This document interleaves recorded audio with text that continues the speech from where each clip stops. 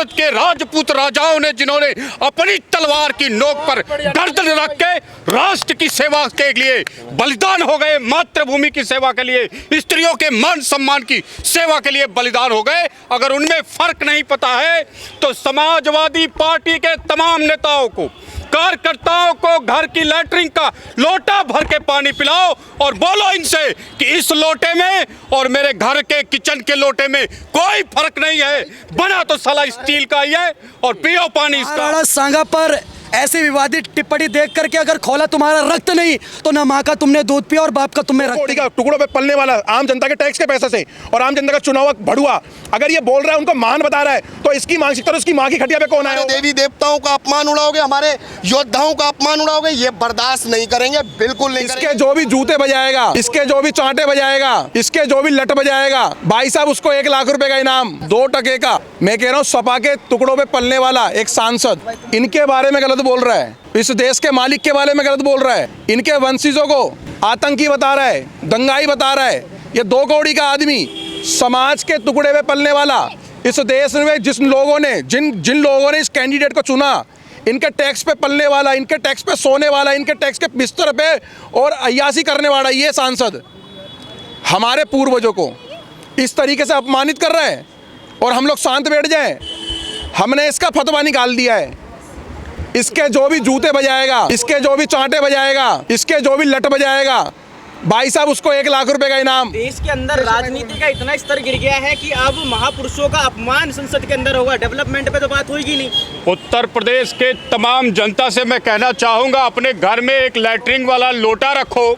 जब ये समाजवादी पार्टी के नेता तुम्हारे घर पर आए तो उसी लोटे से पानी पिलाओ और सालों को बोलो कि इस लोटे में और मेरे घर वाले लोटे में कोई फर्क नहीं है। जब अगर इस तरीके के राजनेताओं को पार्लियामेंट में जाने के बाद मुगलों और भारत के राजपूत राजाओं ने जिन्होंने अपनी तलवार की नोक पर गर्दन रख के राष्ट्र की सेवा के लिए बलिदान हो गए, मातृभूमि की सेवा के लिए, स्त्रियों के मान सम्मान की सेवा के लिए बलिदान हो गए। अगर उनमें फर्क नहीं पता है तो समाजवादी पार्टी के तमाम नेताओं को, कार्यकर्ताओं को घर की लैट्रिन का लोटा भर के पानी पिलाओ और बोलो इनसे कि इस लोटे में और मेरे घर के किचन के लोटे में कोई फर्क नहीं है, बना तो साला स्टील का ही है और पियो पानी इसका। और बताओ मुझे क्या अंतर है मुगल में, क्या अंतर है भारत के उन बेटों में जो बेटी के लिए, धर्म के लिए, मातृभूमि के लिए कट मर गए। उनकी पीढ़ियों में कोई दिया जलाने वाला भी कईयों के नहीं बचा, फिर भी लड़ने से पीछे नहीं हटे। आज भी मातृभूमि पर जरा सी भी आंच आए तो जहां भी राजपूत है उसकी रगों में खून उबलता है, वो मातृभूमि के लिए मरता है, मिटता है। भारत के किसी भी बेटे बेटी के लिए यदि एक राजपूत का सर कटता है, गिरता है रक्त लहू उसका जमीन पर, तो वो गर्वान्वित होता है, उछलता है शान से, कहता है मैं पैदा ही हुआ हूँ अपनी मिट्टी के लिए, अपने बच्चों के लिए, अपनी भारत भूमि के लिए, भारत की बेटी के लिए, बेटे के लिए, समाज के लिए। क्या कभी मुगलिया सल्तनत की औलादों ने कहा क्या कि वो भारत की मिट्टी के लिए, भारत की बेटियों के मान सम्मान के लिए पैदा हुआ है? वो लड़ना चाहता है, मरना चाहता है, कभी नहीं कहेगा। यही अंतर है जो लैट्रिन में रखे लोटे का और किचन में रखे लोटे का अंतर है। समाजवादी पार्टियों को बता दो, मुगलों और तुर्कों में और हिंदू समाज के सनातनी वीरों में यही अंतर है। ये भी अगर तुम्हें समझ में नहीं आता तो चुल्लू भर पानी में। हम औरंगजेब को, पत्रकार महोदय आपको एक बात बता देते हैं, औरंगजेब का महिमा मंडल अगर आप कह रहे हैं कि उनके द्वारा किया जा रहा है तो इस देश के लिए सबसे बड़ा दुर्भाग्य है। औरंगजेब क्रूर था और बाबर क्रूर था। इस देश के अंदर जितने लुटेरे आए वो सब क्रूर थे। आप इनसे तुलना कर रहे हो, इनके पैर की जूती के बराबर नहीं है वो लोग। पैर की जूती, ये भगवान है हमारे, और जो हमारे भगवान है और हमारे भगवान का अपमान कहाँ करा गया? लोकतंत्र के मंदिर में, जिसे प्रधानमंत्री भारत का लोकतंत्र हमारा मंदिर कहते हैं, जहाँ पर जनप्रतिनिधियों को चुनकर भेजा जाता है। मैं पूछना चाहता हूँ, लोकतंत्र के अंदर क्या एक मर्द नहीं था जब ऐसा बयान दिया गया?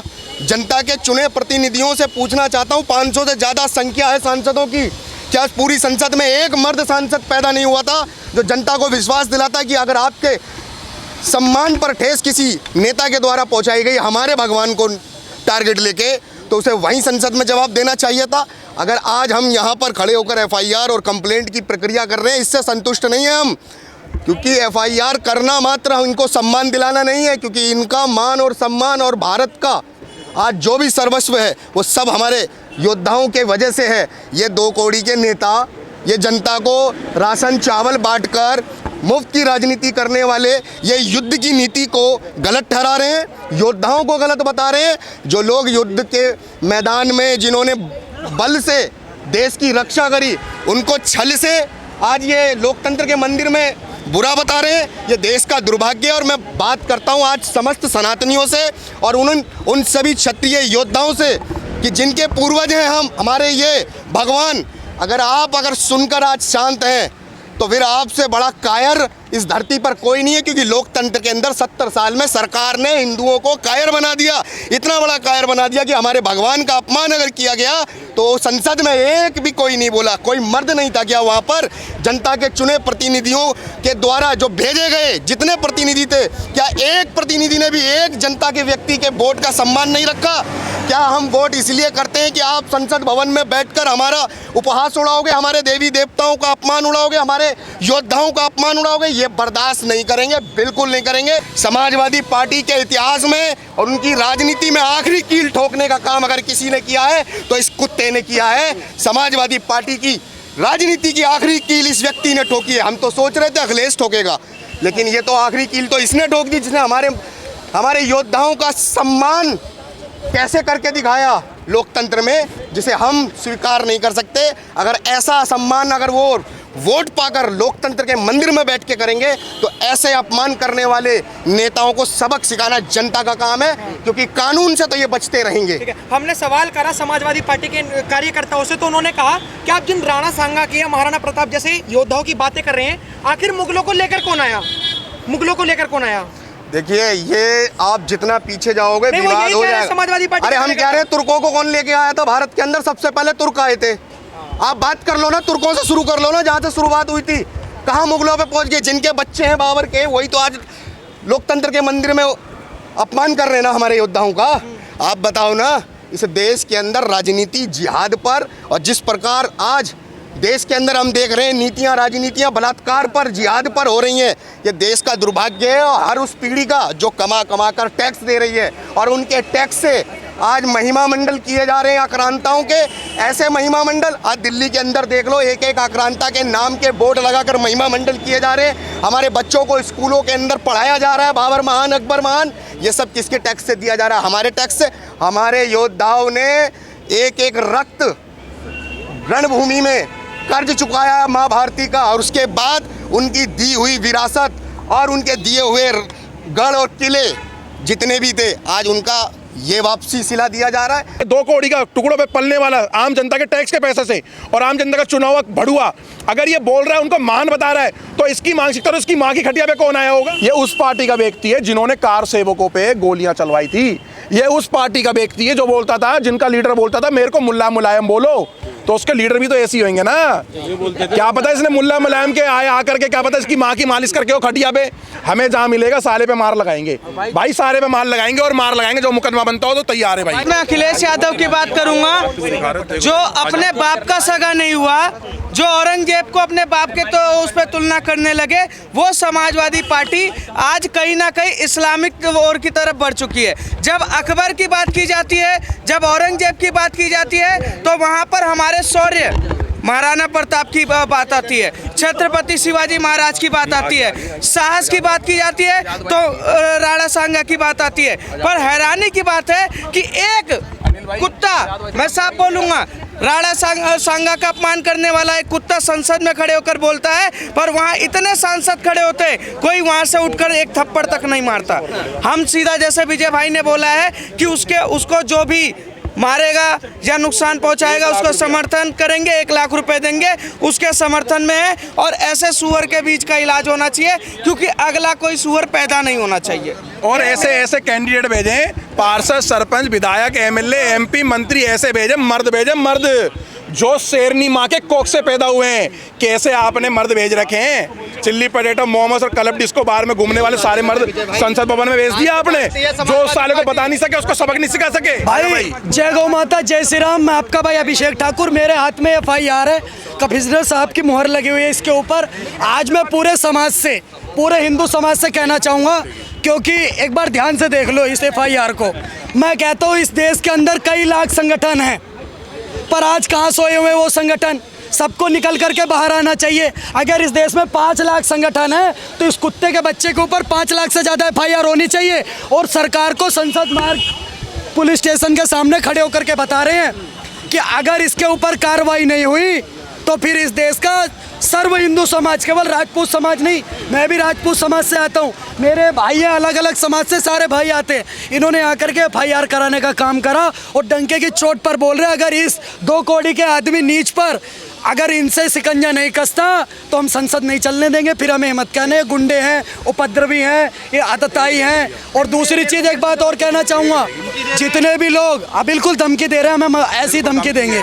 साफ बोलना चाहता हूँ कि महाराणा सांगा पर ऐसी विवादित टिप्पणी देख करके अगर खोला तुम्हारा रक्त नहीं तो ना माँ का तुमने दूध पिया और बाप का तुम में रक्त नहीं। यह पूरे के पूरे हिंदू समाज के लिए एक मिसाल बननी चाहिए कि हमारे पूर्वजों के ऊपर, चाहे वो महाराणा प्रताप हो, चाहे वो पृथ्वीराज सिंह चौहान हो, चाहे वो दादा सूरजमल हो, या किसी भी जाति धर्म हिंदुओं में किसी भी जाति से कोई भी वीर शिरोमणि है या हमारे कोई भी क्रांतिकारी हैं, अगर उनका अपमान करने का काम करेंगे तो ईंट के जवाब पत्थर से देने का काम या पूरा हिंदू समाज करेगा। ये देश की एक पार्टी है, नमाजवादी पार्टी, जो इस देश के अंदर नमाजवादी पार्टी है, उसका सांसद है और इस कुत्ते के पिल्ले की जगह कट्टर हिंदुओं के पैरों में भी है। इससे ज़्यादा इसकी औकात नहीं है।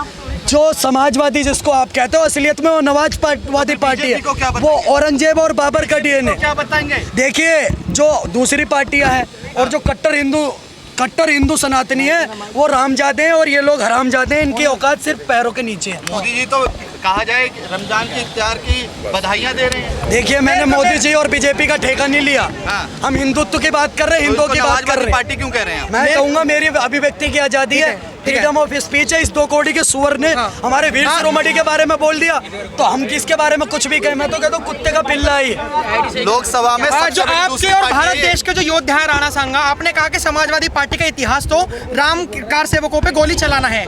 जिसने कार सेवकों के ऊपर गोली चलाई, मोदी जी ने तो उन्हें पद्मश्री से नवाजा, तो अब आप कैसे कह सकते हो कि समाजवादी पार्टी नमाजवादी है? भाई पद्मश्री से नवाजा, उसको कोई कुकर्म पे ही नवाजा होगा। और मोदी जी ने अगर इस तरीके से करा तो मोदी जी का भी विरोध करते हैं हम लोग। ऐसी पार्टियों पे जिन्होंने राम शोभा यात्रा, राम रथ को रोका, ठीक है, और जिन्होंने कार सेवकों पे गोलियां चलवाई, और जिन्होंने माँ सरयू मैया के तट से बालू के बोरे से बंधवा करके हिंदुओं के लाशें वो नदी में बहा दी माँ सरयू के मैया के तट से फेंक करके।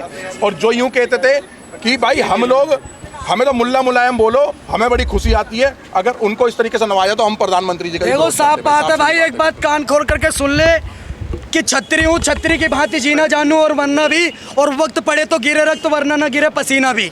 ईंट का जवाब हम पत्थर से देना जानते हैं। अभी सारा हिंदू समाज 23 तारीख को इकट्ठा हुआ, सरकार और सिस्टम सब फेल हो गया।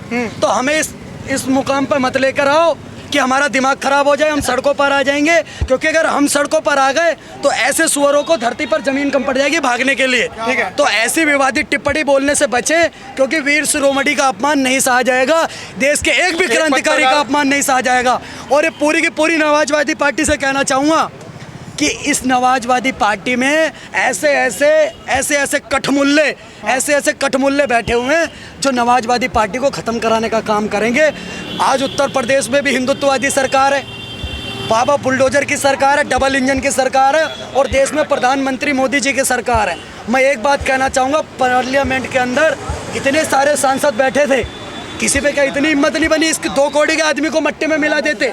मैं एक बात जरूर कहना चाहूँगा, अगर हम में से कोई भी भाई खड़ा होता संसद के अंदर, तो चाहे वो आखिरी दिन होता संसद के अंदर, पर इस 2 कौड़ी के आदमी को वहीं मट्टी में मिला देते, अंजाम चाहे जो मर्जी होता। और अब हिंदुओं के घरों में मैं एक चीज़ और बताया था, हिंदुओं के घरों में माँ भवानी, माँ काली, माँ चंडी, माँ वैष्णु, माँ सरस्वती के, और भाई साहब भगवान परशुराम के घरों में जो हमारे जो प्रतिमा रखी है, उनकी तलवारों की धार है ना, वो चमचमाती हुई दिख रही है। कभी भी निकल सकते हो, कभी भी रोड पर उतर सकते हो। जय श्री राम, जय गौ माता की, भारत माता की जय। तो इस बात को ध्यान रखना भाई, साफ सीधी बात है, कायदे में रहोगे तो फायदे में रहोगे।